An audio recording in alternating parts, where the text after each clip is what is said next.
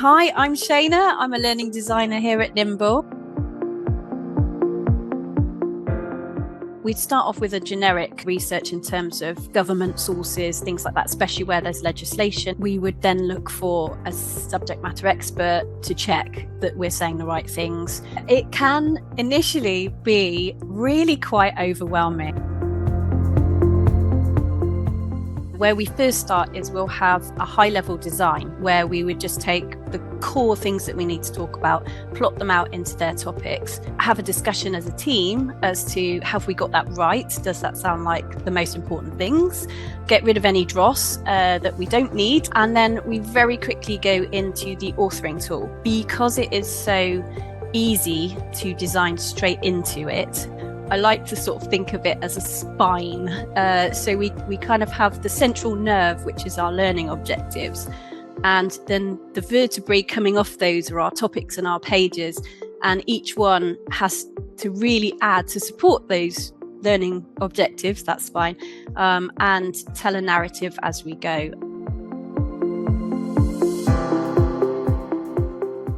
It's the age-old challenge, isn't it, of keeping e-learning interesting and engaging. I suppose where we start is to think, okay, if this was delivered face-to-face by a good trainer, what would they be doing, and how do we account for the loss of that face-to-face element in the e-learning? You want everything to link really well. And of course, when you're coming down from a big high-level structure, you're always refining that all the way through the course and checking back, is it meeting that learning objective?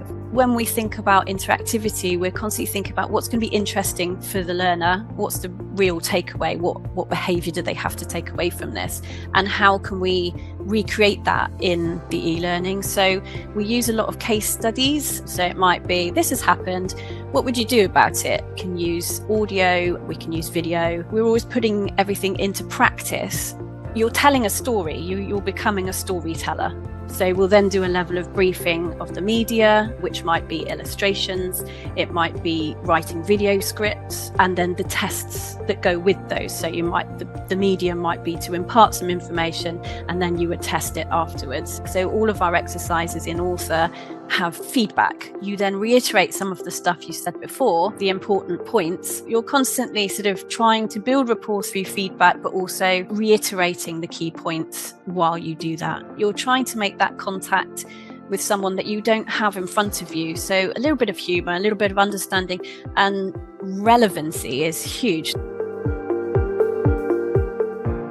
The assessments are sneaky because you kind of think, oh, I've done the course now. All I need to do is just do 10 questions. But it's actually, to get a good assessment, you do need to you've always got to go back to your learning objectives and make sure those assessment questions, they can be found easily within the course. They are reflective of the action or behavior that this person needs to take away.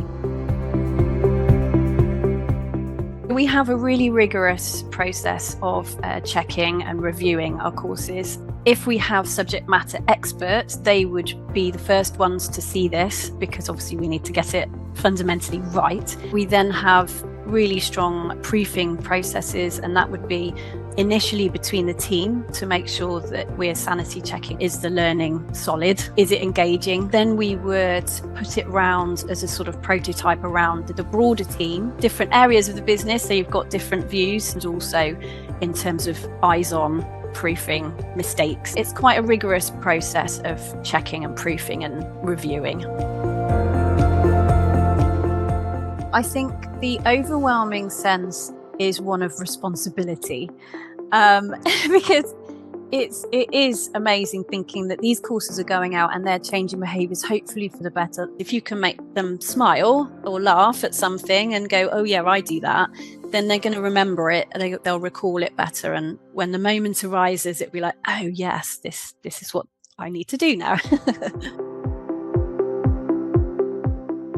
We have an annual update for our courses, but we also will monitor to check legislative information or trends.